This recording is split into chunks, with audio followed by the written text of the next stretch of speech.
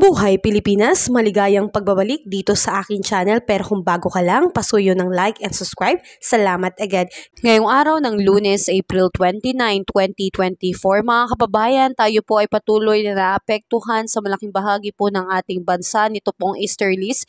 Ito po yung mainit na hangin mula sa dagat Pasipiko nagdadala po ng maalinsangang panahon sa malaking bahagi po ng ating bansa, pero nagbibigay na po ng tsansa na pagkakaroon po ng ulan or localized thunderstorm lalo na sa hapon at sa gabi. Ngayong araw po ay asahan natin dito po sa Metro Manila at malaking bahagi po ng Luzon, patuloy po makakaranas ng maalinsangang panahon lalo na sa umaga at sa tanghali. Kaya pinag-iingat po ang lahat, hanggat maaari ay iwasan po natin ang pagbibilad lalo na sa oras po ng katanghalian dahil napakatindi po ng sikat ng araw at napakainit po sa ating pakiramdam. Sa ngayon mga kababayan, patuloy pa rin po nating aasahan ng ganitong panahon dahil nga po dry season po.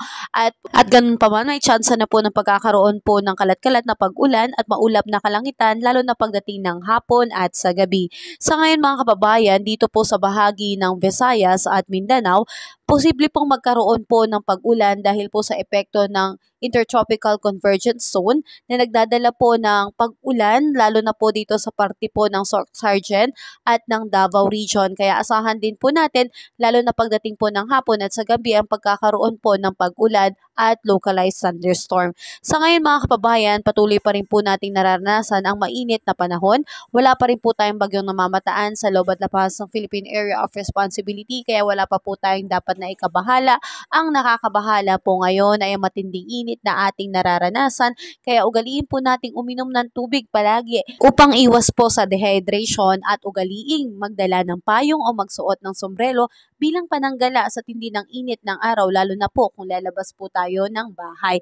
At dahil nga po sa patuloy na pagtaas ng heat index na ating nararanasan ngayon, kasabay din po ng pagdideklara ng nationwide transport strike, ang DepEd po ay naggabana po ng kanselasyon ng face-to-face class at magiging blended or a distance learning or asynchronous class po ang mga klase ngayon sa paaralan upang maiwasan po ang matinding expose po natin sa tindi ng init po ng panahon.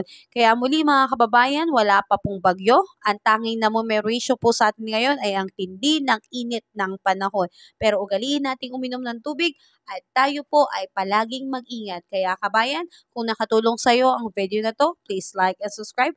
Maraming salamat sa iyong suporta. Salamat sa pag-subscribe.